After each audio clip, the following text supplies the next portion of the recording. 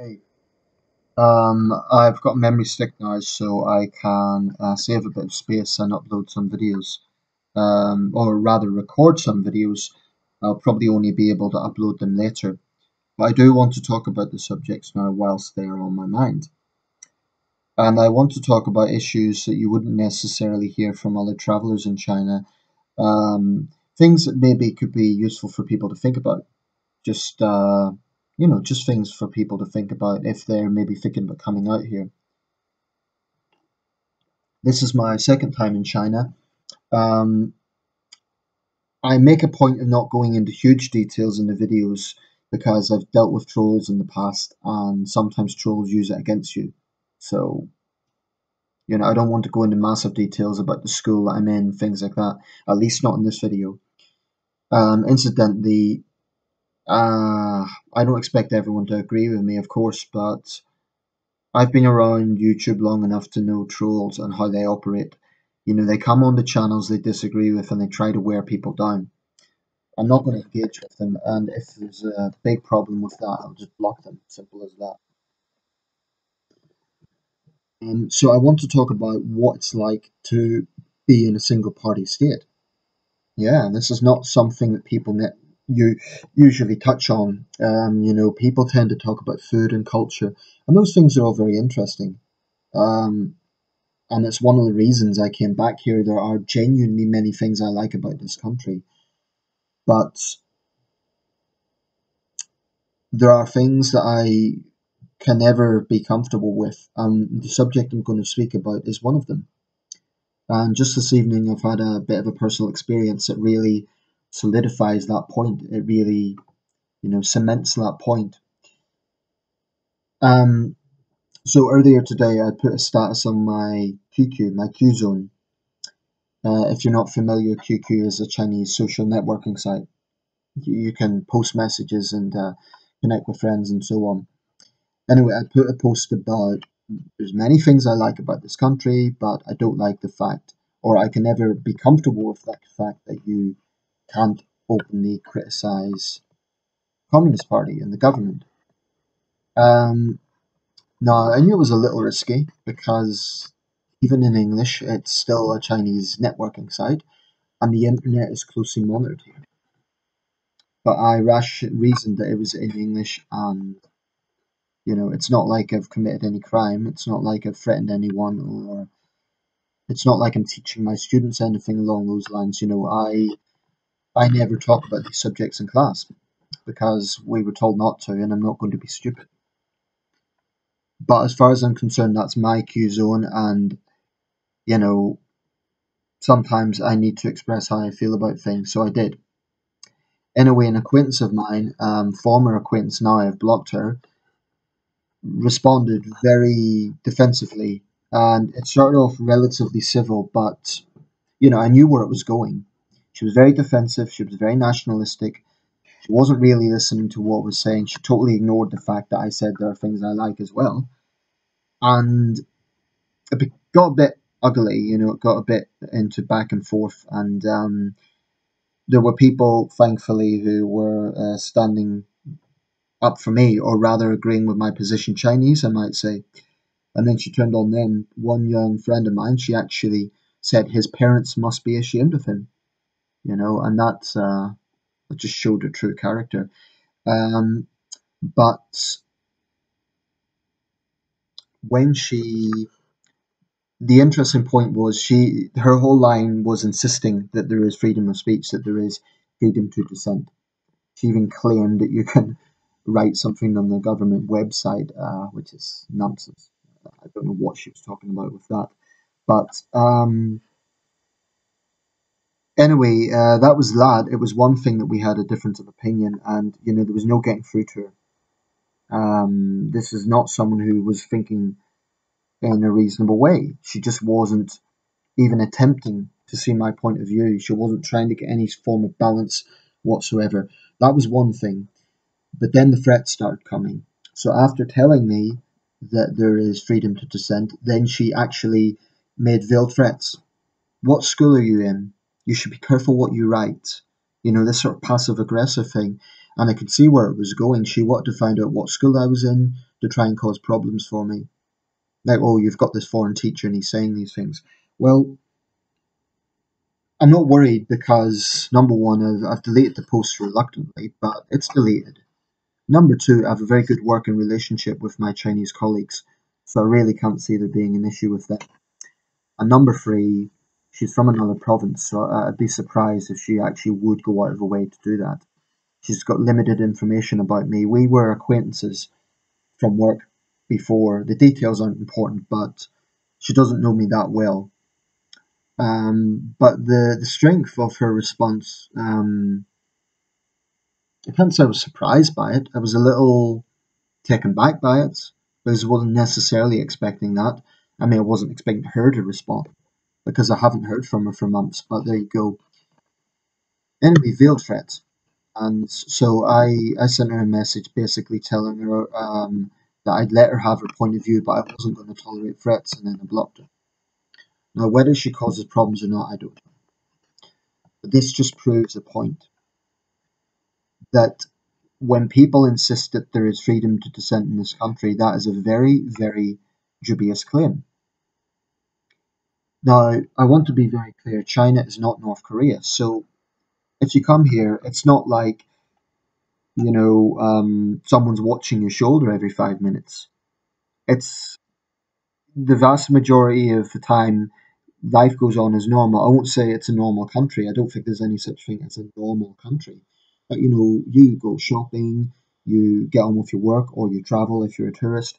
You just get on with things, and in that sense, things are normal. And I've had no big problems, none. I've had a pretty good experience here overall this second time around. Um, my accommodation's better than the last time, and things are pretty good. I have a good relationship with the teachers as well. Better, I would say, than I did the last time because their spoken English is higher. But that's all true. Nevertheless, there is always an undercurrent that you're in a single party state. You get reminders of it. Increasingly, I have seen pictures of Xi Jinping over the place. Things have definitely got more restricted in the last 5 years since I was last here. That's very obvious. Um, in terms of how you feel as an outsider, you get a lot of attention, just because you are an outsider. But that can also it means you have to be a little bit aware and not reckless. I'm careful who I speak to. I mean, I've had candid conversations with teachers here about political issues. Nothing too taboo. I mean, I haven't spoken to them about Tiananmen Square, but just things about censorship, and we've touched on things, put it that way. And I feel relatively comfortable talking to them. But even among the teachers, you get different generations. I'm more cautious with the older teachers, what I would call Mao's generation, because their thinking is very different. But what you do get in this country is a deeply, deeply, deeply ingrained sense of nationalism. Um, People get very defensive when they hear criticism of the party, especially from an outsider, because they think you're criticizing the country. And it's very, very difficult to reason with that sort of mentality. It's um, it's a black and white mentality. Uh, so her whole thing was about saving face and about trying to expose me as the ignorant foreigner, even though everything I was saying was, fact and can be verified as a fact. And she actually went on to prove my point with her threats. Um, that's probably the most extreme case I've had so far whilst being here. I've never had big problems. Had a few slightly tense conversations, but nothing that has made me feel the way that this did. And I'm fine, but I'm aware that I previously had Chinese CCP people, nationalist types hack into my Facebook account. So I'm aware of how extreme they can be. They will go out of the way to do that. And it's pathetic. It's unfortunate. But I do want to emphasize it isn't like North Korea. You can talk about quite a wide range of things. So in that sense, there is more freedom of speech than you would expect. On the other hand, you can't dissent without consequence, without either a nationalistic response or, more significantly, possibly, some sort of legal restrictions. I mean, you could argue that in every country you will get nationalist defensive people who, don't like to hear their country criticised. I don't like to hear my country criticised if I think it's unfair. But I would contend, and I would argue, that it is more deeply entrenched in Asian countries, not just China, in other Asian countries too, this sense of deep nationalism that people, it's very, very hard to reason with that. Because you're going up against a mentality that is absolute. So it's best to try and avoid it if you can.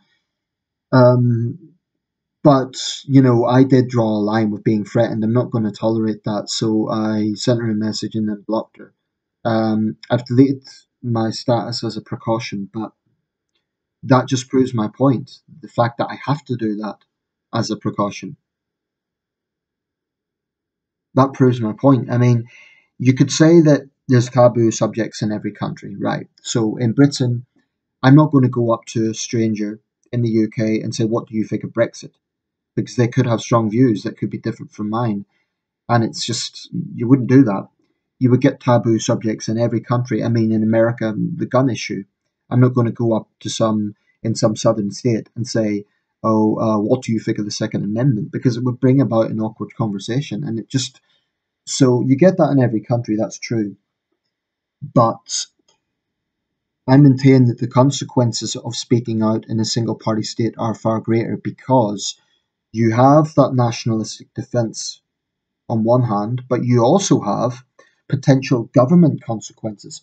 Now, you can maybe get into heated arguments in the UK about politics, and there are some taboo subjects that you wouldn't want to talk about, but you're not forbidden to talk about them. And you're not, you can voice views on the government and the monarchy and all the rest of it without really facing consequence. You might get people who don't like it and they'll argue with you, but the extent here of that sort of nationalistic defensiveness, and I don't mean to imply it's everyone, by the way, but it is widespread because it's deeply ingrained from a very early age. So it's almost like a knee-jerk reaction. I find that hard to deal with because I could understand if I was coming out and being very loud and like, "Oh, it's terrible, you've no freedom," and so on. But when you get that response to what was a diplomatic post, where I'm actually balanced and saying the things I like as well, that just shows how extreme some of these people are. Some of the, what by which I mean people who are closely tied with the party. And it was almost amusing when she revealed herself and she admitted that she was a party member, and then she just totally contradicted the point she was making. But what I want to say is that living in China, it's okay. You don't generally have a problem with this sort of stuff. It's not something that I know. Not everyone's political minded. I'm someone who does think about these things. In a country like China, you have to try and put it to the back of your mind. There's many other Westerners that are not that political, and they wouldn't really think about it. Um, I can't help it. It's just the way I am. But I do know that I have to put it to the back of my mind. Otherwise, I'll go crazy because I can't really fully express what I want to express. It can be frustrating at times. On the other hand, there's many things I genuinely like, and there are things in China that are. I mean, there's problems in the West that aren't necessarily here. Political correctness. There is other forms of censorship in the West in a different way. So we can't say that we're totally free. We're not. But the difference is palpable, and particularly since Xi Jinping has extended the constitution, you do get a feeling of that. That you need to be a little bit wary as an outsider. You could say that's true of anywhere, but Put it this way: Chinese has far more freedom to dissent in the West than a Westerner has to dissent in China. That's a fact because the journalist recently who got up and made a rant in Birmingham, did she was she expelled from the country? Was she stripped of her press criteria? No, she wasn't. She was arrested for assault, but she basically, as far as I'm concerned, was given a tap on the wrist. Um, there is absolutely zero way I could get up in my office and say something contentious without getting into serious trouble. So, um, is China a free country? Okay, well, the way I would answer that is no country is 100% free in terms of there's no country on earth you could do absolutely anything you want. But in terms of basic freedom of expression, to voice dissent, for example, against power, is China free? No, it's not. It's not. Is it free in terms of can you get on with your daily life? Yes, I would say it is for the most part.